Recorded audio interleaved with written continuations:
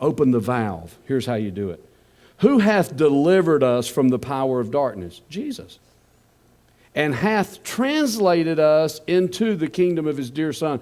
This was one of the greatest things the Lord ever showed me about my walk with him, is when I got born again, when you got born again, immediately your spirit connected with God. You were translated. The work was finished. I had a pastor friend of mine at that time. It was in the vestibule of the church, and he said, quit trying to build your spirit up. Quit trying to make your spirit perfect. It is. He said, quit working. Just receive what God's already done. Your spirit, you were translated immediately to Christ. Instantly, you became forgiven. Now, that is if you believed it in your heart and prayed the prayer.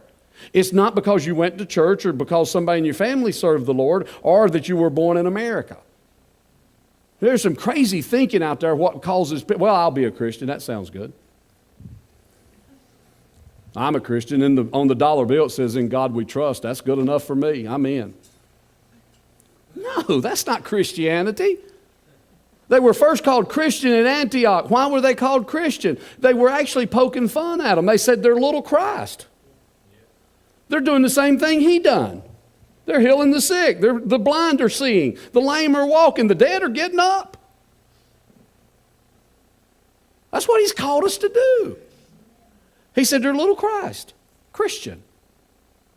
So how do we become Christian? We accept him as Lord and Savior.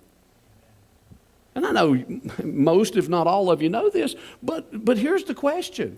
You don't have to answer it right this moment. There'll be a prayer team up here in a little bit. But if you're here today or you're watching by video and you've never made a conscious decision of your own free will that Jesus Christ is the Lord and Savior of your life, you have now heard the gospel, and that does not guarantee that you'll ever hear it again. What made Billy Graham so great is he understood that one concept, and he said it every time, no matter where he was at. It's time to make a decision. So I would say to you, if you don't know Jesus, you need to be translated today.